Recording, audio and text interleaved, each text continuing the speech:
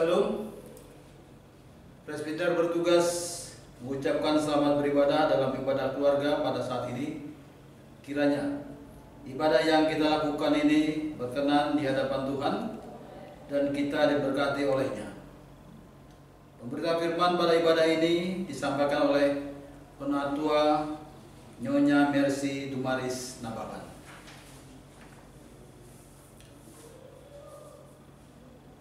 Keluarga adalah tempat pola pembinaan iman dan karakter keluarga diciptakan Tuhan untuk menjadi teladan bagi lingkungannya.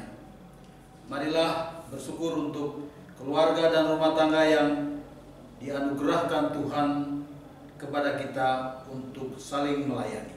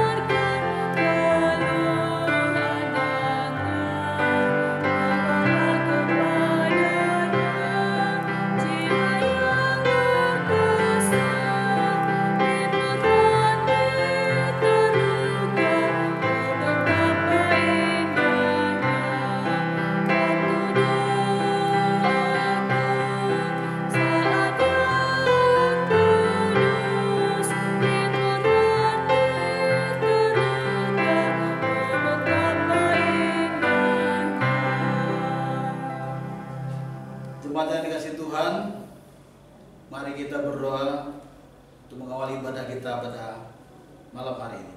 Kita berdoa. Tuhan Allah Bapa kami mengucap syukur bila pada malam hari ini Tuhan perkenankan kami untuk kami kembali beribadah secara daring di Jemaat GBW Bethel Tanjung Pinang. Bapa dalam surga, Tuhan berkati ibadah ini ya Tuhan dari awal sampai akhir. Biarlah semuanya itu boleh jadi dalam nama Tuhan Yesus Kristus. Amin. Jemaat Tuhan, mari kita bermazmur. Kita membaca mazmur dari pasal pertama, ayat pertama sampai dengan ayat yang ke-6. Berbahagialah orang yang tidak berjalan menurut nasihat orang fasik, yang tidak berdiri di jalan orang berdosa, dan yang tidak duduk dalam perkumpulan pencemooh, tetapi kesukaannya ialah Taurat Tuhan, dan yang merenungkan Taurat itu siang dan malam. Ia seperti pohon yang ditanam di tepi aliran air, yang menghasilkan buahnya pada musimnya, dan yang tidak layu daunnya. Apa saja yang diperbuatnya berhasil. Bukan demikian orang fasik. Mereka seperti sekam yang ditiupkan angin. Sebab itu orang fasik tidak akan tahan dalam penghakiman. Begitu pula orang berdosa dalam perkumpulan orang benar. Sebab Tuhan mengenal jalan orang benar, tetapi jalan orang fasik menuju kebinasaan.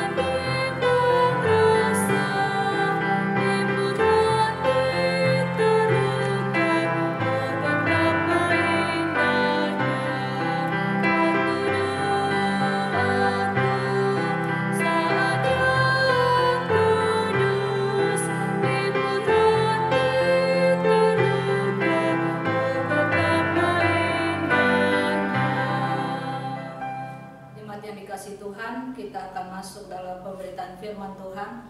Sebelum kita membaca dan mendengarkan firman Tuhan, mari kita berdoa, kita mohon bimbingan Roh Kudus. Kita berdoa. Terima kasih Bapa di surga atas segala kebaikan-Mu dalam kehidupan kami. Kalau pada saat ini Tuhan kami boleh mendengarkan firman-Mu, kuasai hati dan pikiran kami dengan Roh Kudus-Mu ya Bapa, sehingga kami juga dimampukan untuk memahami, melakukannya dalam kehidupan beriman kami hari lepas hari. Berfirmanlah Tuhan, karena ada hati yang siap untuk mendengar. Amin. Jemaat, marilah kita berdiri, kita mendengarkan firman Tuhan yang terdapat di dalam kitab Hosea pasal yang ke-11 ayat 5 sampai dengan ayat yang ke-7 yang menyatakan, mereka harus kembali ke tanah Mesir dan Asyur akan menjadi raja mereka, sebab mereka menolak untuk bertobat. Pedang akan mengamuk di kota-kota mereka, akan memusnahkan palang-palang pintu mereka, dan akan memakan mereka di benteng-benteng mereka. Umatku betah dalam membelakangi aku. Mereka memanggil kepada Baal dan berhenti meninggikan namaku. Demikianlah firman Tuhan. Yang berbahagia adalah setiap orang yang membaca, mendengar, memelihara, dan melakukan firman Tuhan dalam hidup setiap hari. Haleluya.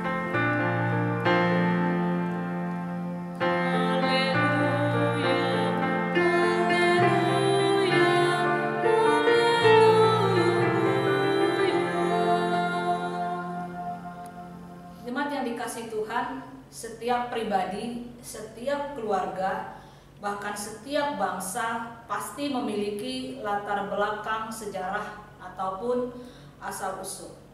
Bahkan dalam setiap kehidupan keluarga, ada kalanya orang tua seringkali menceritakan awal kehidupan perkawinan mereka.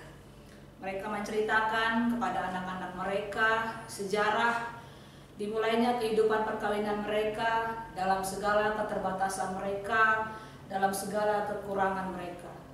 Tentunya dalam cerita itu terkandung muatan-muatan yang menceritakan bagaimana Tuhan mengasihi kehidupan mereka dalam segala keterbatasan mereka, ketika mereka memulai perkawinan mereka, ketika mereka memulai usaha mereka, ketika mereka mulai mengasuh anak-anak mereka dari kecil. Tentunya dalam hal ini, dalam cerita ini ada banyak kisah yang menceritakan bagaimana Tuhan memelihara kehidupan mereka, menuntun mereka, sehingga ketika mereka mulai sampai pada saat itu menceritakan kembali kepada anak-anak mereka sejarah kehidupan mereka, ada banyak harapan orang tua yang terkandung dalam cerita itu untuk anak-anaknya tetap hidup di dalam Tuhan, tetap berjalan di dalam Tuhan, dan tetap percaya apapun situasi yang Tuhan izinkan dalam kehidupan mereka, Tuhan tidak pernah meninggalkan mereka. Tentunya dalam cerita ini juga terkandung satu pengajaran untuk anak-anak, untuk generasi muda selanjutnya, agar bisa tetap hidup di dalam Tuhan, bisa tetap hidup seperti yang Tuhan mau. Ini juga yang diperintahkan Tuhan untuk dilakukan setiap keluarga-keluarga di Israel. Setiap keluarga di Israel itu harus melakukan apa yang diinginkan Tuhan, seperti yang kita baca di dalam Ulangan pasal yang ke-6, ayat yang ke-6 sampai dengan ayat yang ke-7.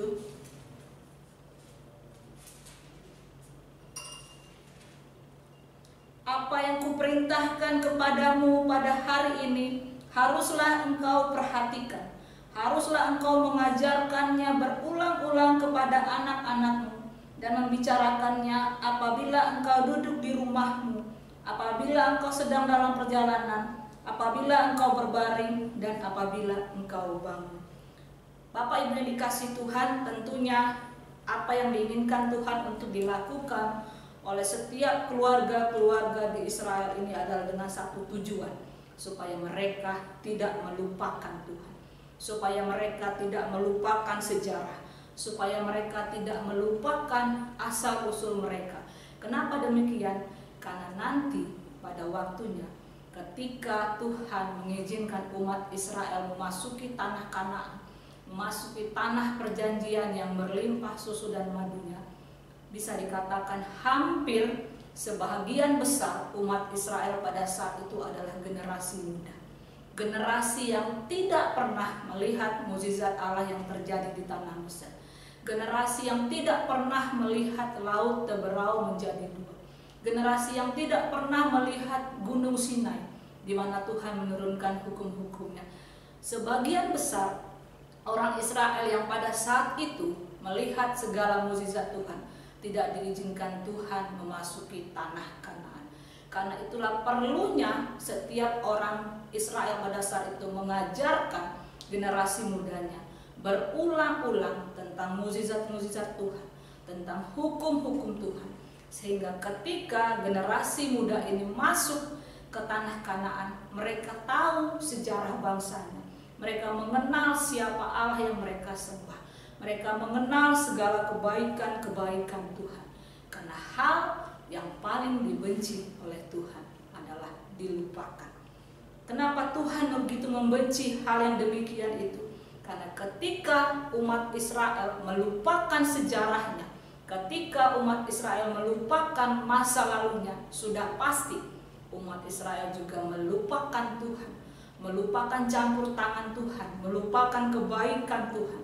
Sehingga pada akhirnya umat Israel akan menjadi bangsa yang congkak, bangsa yang tinggi hati, bangsa yang hanya mengandalkan kemampuannya sendiri dan kemudian mempunyai satu pikiran. Kalaupun mereka bisa memasuki tanah Kanaan, itu semua karena jasa-jasa mereka. Itulah yang tidak diinginkan oleh Tuhan, bahwa bangsa ini melupakan sejarahnya, melupakan Tuhan. Ibarat kata orang, seperti kacang yang lupa dengan kulitnya, menjadi orang-orang yang tidak tahu diri, menjadi orang-orang yang sombong, menjadi orang-orang yang angkuh, menganggap bahwa dirinya adalah kuat, menganggap bahwa dirinya adalah super. Bapak Ibu yang dikasihi Tuhan, dan apa yang akan terjadi dalam kehidupan umat Israel ketika mereka melupakan Tuhan, menganggap bahwa mereka lah yang berjasa ketika mereka memasuki tanah Kanaan. Yang terjadi dalam kehidupan umat Israel ketika mereka melupakan Tuhan adalah penghukuman Tuhan. Bapak Ibu yang dikasihi oleh Tuhan, ketika kita berbicara dalam konteks penghukuman Tuhan, kita tidak bisa melihat hubungan Allah dengan bangsa Israel ini dalam konteks hubungan suami istri. Tetapi kita harus melihat hubungan antara Allah dengan umat Israel dalam konteks hubungan seperti orang tua dengan anak. Karena kalau kita melihat konteks hubungan umat Israel antara Allah dengan umat Israel dalam hubungan seperti suami dan istri, kita mengenal yang namanya mantan suami, kita mengenal yang namanya mantan istri.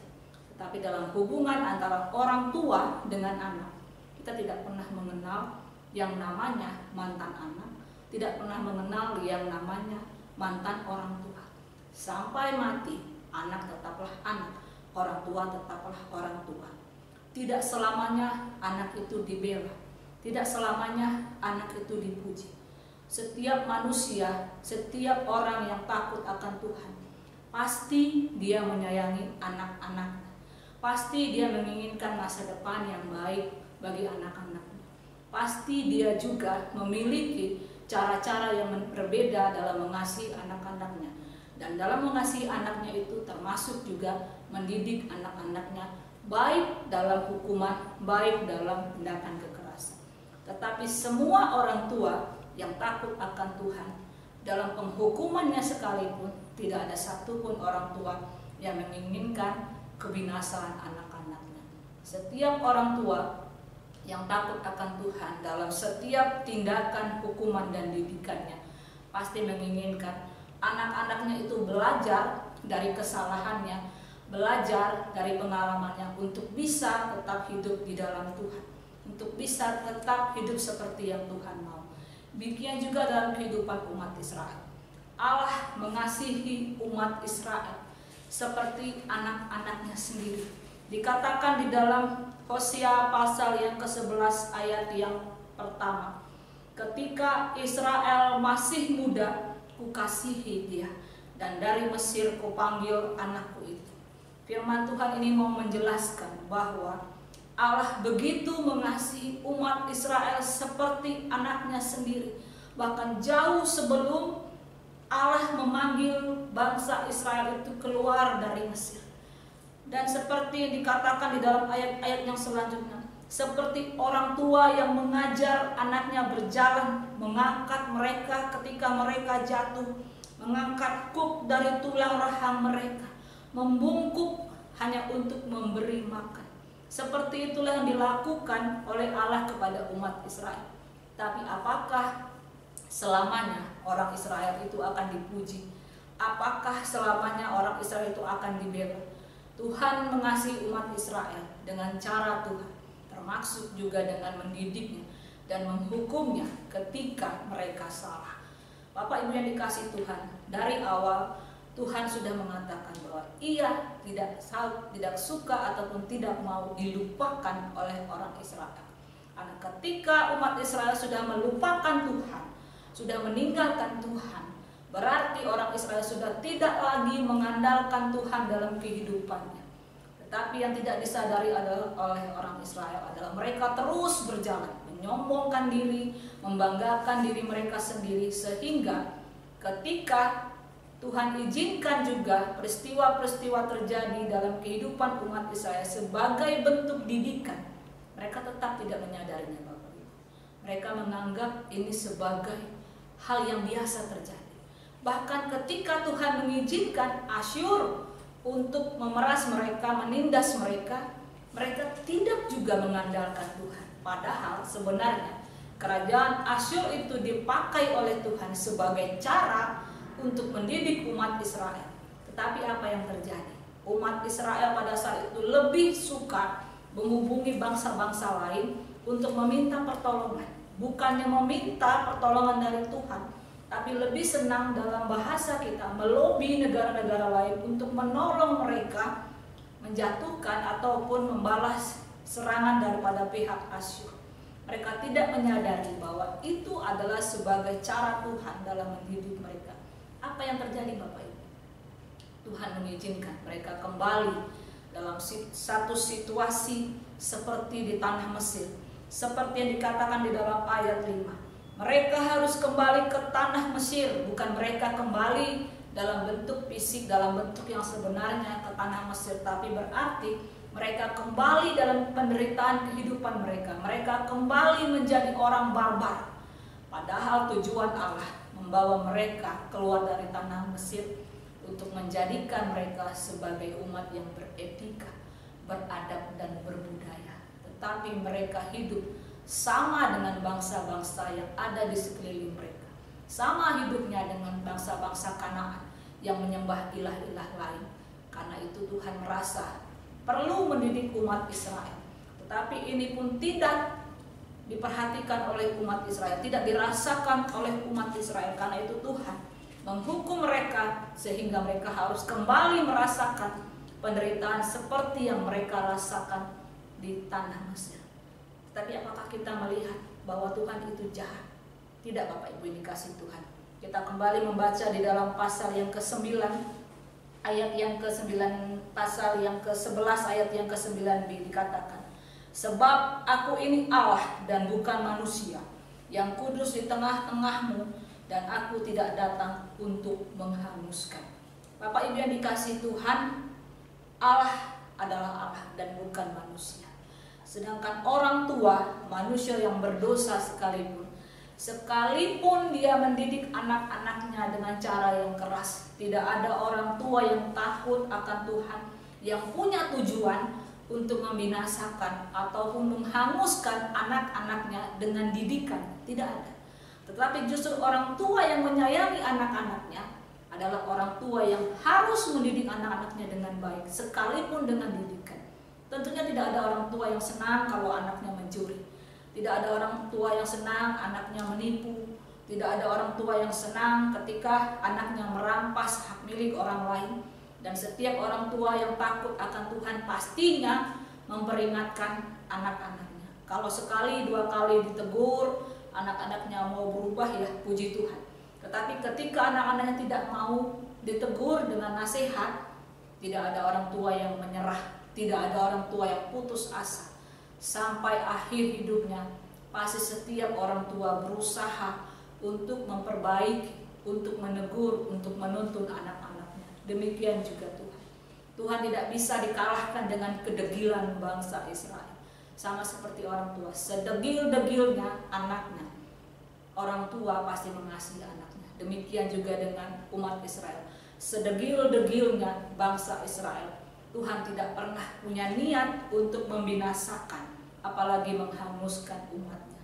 Yang diinginkan Tuhan dalam kehidupan umatnya adalah berbalik, bertobat, untuk kembali hidup pada Tuhan, untuk kembali hidup sesuai dengan yang Tuhan mau, sehingga berkat-berkat Tuhan itu bisa dicurahkan. Karena Allah yang mereka sembah, Allah yang kita sembah adalah Allah yang kudus, yang tidak bisa berkompromi dengan dosa, yang tidak bisa hidup di tengah-tengah umatnya yang berdosa. Bapak Ibu yang dikasih Tuhan, dalam seluruh pergumulan kita, dalam seluruh perjalanan kehidupan kita, ada kalanya Tuhan izinkan banyak persoalan-persoalan terjadi dalam kehidupan kita. Terkadang ada orang yang menyadari ini adalah bentuk hukuman, tapi terkadang ada juga orang yang menyadari bahwa ini hanyalah sebagai satu peristiwa kebetulan semata. Bagi orang yang menyadari ini mungkin bentuk hukuman Tuhan, ada kesempatan mungkin untuk berbalik, untuk bertobat, untuk mengandalkan Tuhan. Tetapi bagi orang yang tidak menyadari ini adalah didikan Tuhan, mereka akan tetap berjalan seperti yang mereka mau. Tetapi apapun yang terjadi, Tuhan tidak pernah meninggalkan umatnya. Tuhan tetap tidak pernah punya niat untuk membinasakan umatnya. Dan Tuhan tidak pernah menyerah ataupun berputus asa untuk mendidik umatnya. Dalam satu situasi yang seperti ini yang kita hadapi dalam kehidupan berbangsa dan bernegara, pada saat ini kita mengalami pandemi, mungkin situasi yang kita alami tidak sama seperti yang dialami oleh umat Israel secara konteks. Tetapi apa yang kita alami juga menimbulkan begitu banyak penderitaan. Bapak Ibu yang dikasih Tuhan, apa yang harus kita lakukan sebagai anak-anak Tuhan?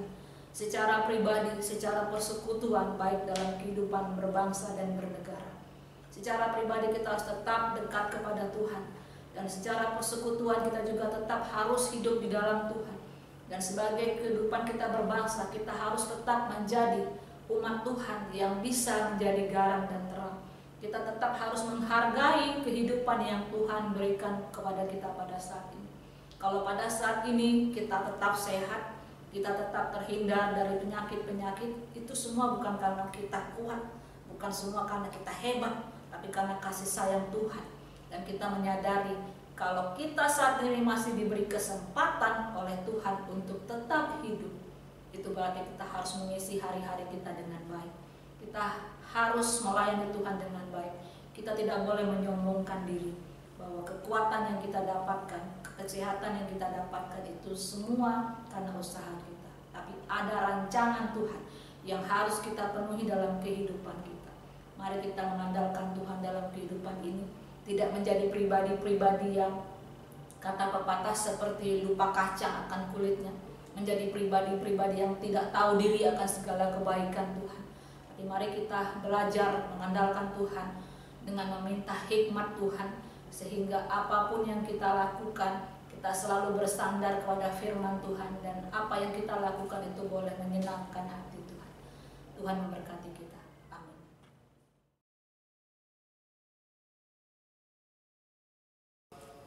Amin.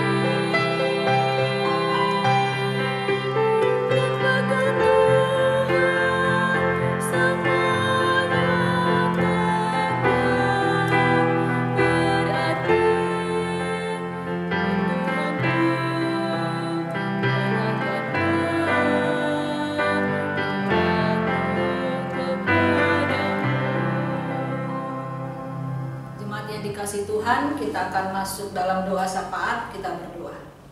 Terima kasih Bapa di surga atas penyertaan-Mu, atas kasih sayang-Mu Tuhan dalam kehidupan kami. Sebentar Tuhan kami sudah mendengarkan firman-Mu. Biarlah ya Tuhan kami boleh menjadi umat-Mu yang senantiasa mengandalkan Engkau. Kami tidak melupakan Tuhan. Kami tidak melupakan kasih sayang Tuhan. Kami tidak melupakan sejarah kami dalam kehidupan kami pribadi, dalam kehidupan kami persekutuan, dalam kehidupan kami berbangsa ya Bapa. Tapi biarlah kami selalu menjadi orang-orang yang rendah hati, selalu menjadi orang-orang yang mengandalkan Tuhan dalam setiap langkah kehidupan kami ya Bapa. Tuhan, sebagai anak-anak-Mu, kami tidak tahu Tuhan apa yang akan terjadi dalam kehidupan kami esok hari, minggu depan dan selanjutnya ya Bapa. Tapi kami tahu kami punya Allah yang berkuasa, yang senantiasa menolong kami, dan segala rancangan Tuhan dalam kehidupan kami bukanlah rancangan kebinasaan.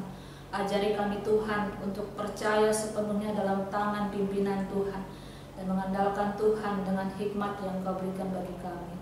Kami mau berdoa Tuhan untuk rekan-rekan kami para presbiter, untuk Bapak Pendeta Ronald Rampala, kiranya Kau senantiasa memberikan kekuatan, memberikan kesehatan, hikmat, akal budi dan pengertian agar dalam melayani Tuhan dan membimbing kami juga umat-Mu Tuhan. Beliau senantiasa dikuasai dengan Roh Kudus-Mu dan dapat membimbing kami menjadi satu umat yang layak di hadapan-Mu. Kami juga mau berdoa Tuhan untuk rekan-rekan sepelayanan kami, untuk para penatua dan diaken, untuk kantoria, untuk organis, untuk karyawan, tim multimedia, dan siapapun juga Tuhan yang Kau pakai di dalam melayani Tuhan. Berikan kami hati yang rendah ya Bapa, hikmat, akal budi dan pengertian, sehingga kami boleh saling menopang, saling menguatkan untuk melayani Engkau ya Bapa dalam segala kerendahan hati dan ketulusan kami. Ajari kami juga Tuhan menjadi pelayan-pelayan Tuhan yang senantiasa bertanggung jawab dalam tugas dan pelayanan kami. Tuhan Yesus, kami juga mau berdoa Tuhan untuk pribadi lepas pribadi, keluarga lepas keluarga Tuhan dalam seluruh pergumulan umat-Mu Tuhan, jemaat-Mu dalam GPIB Bethel Tanjung Pinang yang tidak bisa kami ucapkan satu persatu. Pergumulan rumah tangga, pergumulan sakit penyakit, pergumulan ekonomi, terlebih-lebih lagi dalam masa-masa pandemi ini ya Bapak. Kami percaya kami punya Allah yang baik Tuhan, yang selalu mencukupkan kami dalam segala hal. Ajari kami Tuhan untuk senantiasa bersyukur atas segala keputusan Tuhan dalam kehidupan kami, atas apapun yang Tuhan sediakan dalam kehidupan kami ya Bapak. Kami juga mau berdoa Tuhan untuk jemaat-Mu yang mungkin pada saat ini sedang dalam kelemahan tubuh, dalam sakit penyakit. Kiranya Kau memberkati obat-obatan yang mereka konsumsi, Kau memberkati setiap keluarga yang mendampingi ya Bapak. Berikan kesabaran bagi mereka, agar mereka juga menyadari inilah bagian dalam kehidupan mereka yang bisa mereka pakai untuk melayani Tuhan. Kami juga mau berdoa Tuhan untuk pemerintah bangsa dan negara kami. Berikan hikmat-Mu Tuhan, agar mereka juga dapat menjalankan roda pemerintahan ini dengan baik Tuhan, dengan rasa takut akan Engkau. Dan bimbing kami umat-Mu ini Tuhan menjadi umat yang patuh, umat yang taat Tuhan, sehingga setiap kehidupan kami, pribadi lepas pribadi juga, menjadi lilin dan garam di tengah-tengah kehidupan kami berbangsa. Terima kasih Tuhan Yesus atas segala kebaikan-Mu, dan yang Kau senantiasa menolong kami umat-Mu ya Bapa dalam kehidupan kami pribadi, dalam pelayanan kami, dalam persekutuan kami, sehingga dalam segala kehidupan kami Tuhan, dalam persekutuan kami boleh senantiasa Tuhan menjadi lilin, menjadi garam, boleh menjadi sumber berkat Tuhan, menjadi saluran berkat bagi orang-orang yang kami kasihi. Terima kasih Bapa di surga atas segala kebaikan-Mu.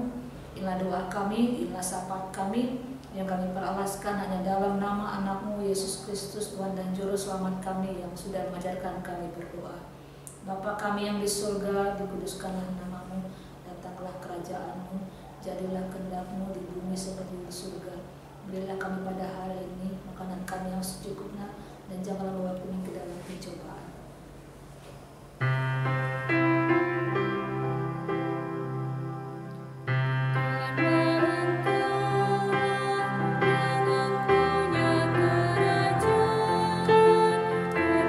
Terkuasa, terkemuliaan.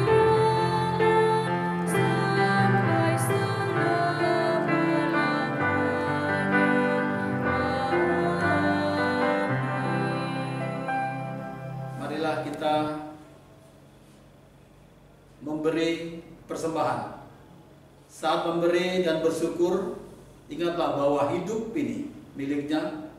Segala yang kita terima adalah belas kasihannya. Mari kita bersyukur karena Tuhan memberikan kita dalam mengelola berkat-Nya. Tiba saatnya kita memberikan persembahan. Saat memberi dan bersyukur, ingatlah bahwa hidup ini miliknya. Segala yang kita terima adalah belas kasih-Nya. Mari bersyukur karena Tuhan memberkati kita dalam mengelola berkat-Nya.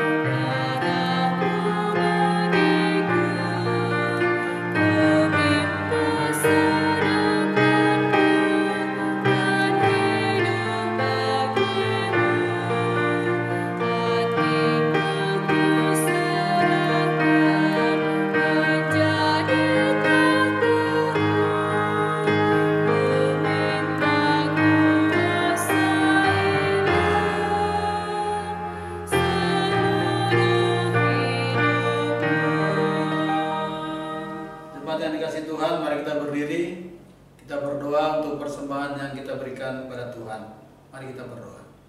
Tuhan adalah Bapa kami yang Maha Kudus dan baik. Terima kasih Tuhan, bila pada saat ini Tuhan berikan kesempatan kepada kami untuk kami menyampaikan persembahan kami sebagai ucapan syukur kami ya Tuhan kepada dalam surga. Persembahan yang kami terima daripada-Mu telah kami salurkan sebagian ya Bapa untuk pelayanan pekerjaan Tuhan di muka bumi ini. Bapa dalam surga, berkati majelis jemaat yang mengelola persembahan ini, biarlah apa yang dilakukan itu berkenan di hadapan Tuhan dan untuk kemuliaan bagi nama Tuhan. Terima kasih Bapa, di dalam nama Yesus kami berdoa. Amin. Jemaat yang dikasih Tuhan, ibadah kita telah selesai. Marilah kita pulang dan melakukan firman Tuhan yang sudah kita dengar. Kita bernyanyi dari Gita Bakti 323 ayat yang pertama dan ayat yang kelima. Hidup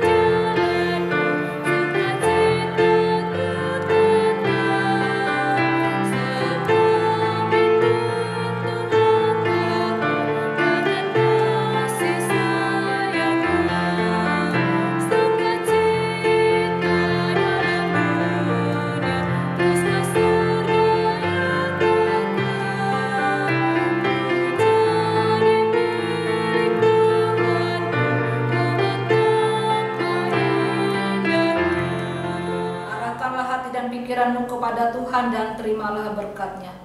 Anugerah kasih karunia daripada Tuhan kita Yesus Kristus, kasih Allah dan persekutuan dengan Roh Kudus memberkati kita semua dari sekarang sampai selama-lamanya.